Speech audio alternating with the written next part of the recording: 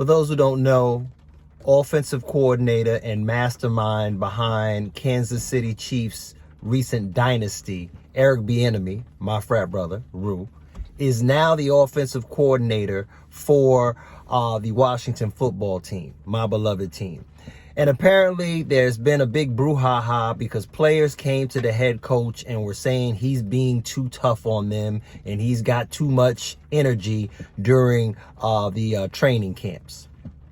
Now, I've got advice here for the front office, for these players, and for brother Eric Bieniemy.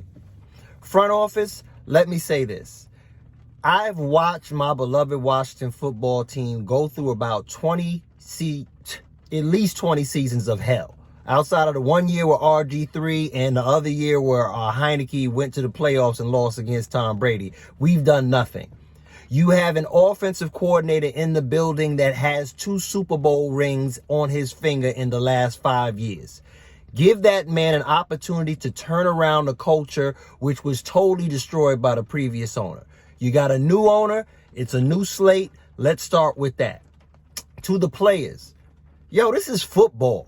This is not a badminton or some soft game, man. He is preparing you for success, and not one of you has a Super Bowl ring, let alone even a playoff win. So you need to take the time to listen to the man's coaching, his techniques, and what he can bring to the team, and give that man the respect he deserves, and stop going behind his back. Last but not least, brother Eric Bieniemy, I would say to you this. A lot of these new brothers are different. They feel entitled. But the real sign of a great teacher, from one teacher to another, is to be malleable, to be adaptable. You understand? Everybody is not ignited or enthused the same way. Some dudes, you can curse them out. You can get all in their face and do all that. Some dudes, you got to be like, you got to pat them on the back, put your arm around them, say, brother, you can do better. Y'all believe in you. You have to know how to touch every personality and optimize their talent by speaking to different egos. And that's how you're going to get an opportunity to become a head coach. Because I believe you have all the skill set and all the ability to do so. But you are going to have to adapt to this league. At the end of the day, these are still grown men.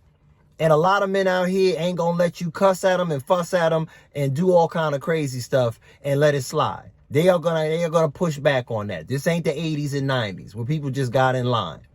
But with that being said, this brother has the resume of someone that should already be a head coach. And we were all saying, man, maybe it's racism. Maybe these people just not giving them opportunity. But maybe you're being a little bit of a hard ass. And Tom Coughlin was like that when he first came to the Giants. They ended up winning the Super Bowl. And I'll say this much. It's easier to be an asshole and be hard and then slowly temper it down than come in the room soft and then try to be hard.